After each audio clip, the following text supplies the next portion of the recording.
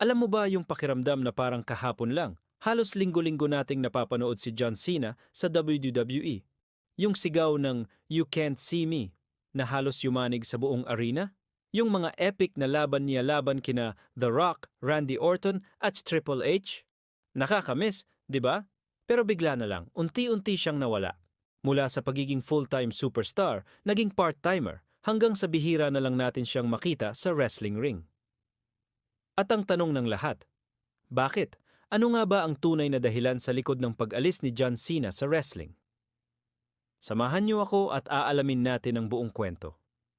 Para masagot yan, kailangan nating balikan ang simula. Si John Cena, hindi lang siya basta wrestler. Isa siyang icon, isang superhero para sa maraming bata. For almost 2 decades, siya ang naging mukha ng WWE. Dinala niya ang kumpanya sa kanyang mga balikat. Imagine niyo, gabi-gabi, walang patid na live shows, pay-per-views, international tours, at community events. Yung physical toll niyan sa katawan, sobrang tindi. Ilang beses siyang na-injure, nariyan yung torn pectoral muscle, herniated disc sa leeg, sirang Achilles tendon, at kung ano-ano pa. Pero palagi siyang bumabalik, minsan mas maaga pa sa inaasahan. Yung dedikasyon niya, walang kapantay. Pero syempre, ang katawan ng tao may hangganan. At dito na pumapasok ang unang malaking dahilan, ang kanyang edad at ang pisikal na epekto ng wrestling. Si John Cena mismo ang umamin na hindi na niya kayang makipagsabayan sa mga mas batang superstars sa paraang gusto niya. Sabi niya, ayaw niyang maging anino na lang ng dati niyang sarili. Ayaw niyang biguin ang mga fans na umaasa sa Super Cena na kilala nila. Para sa kanya, kung hindi na niya kayang mag-perform sa 100% level na ine-expect sa kanya, mas mabuting bigyan na lang ng pagkakataon ang mga susunod na henerasyon ng wrestlers na sumikat. Isang napakarespetadong desisyon mula sa isang tunay na alamat.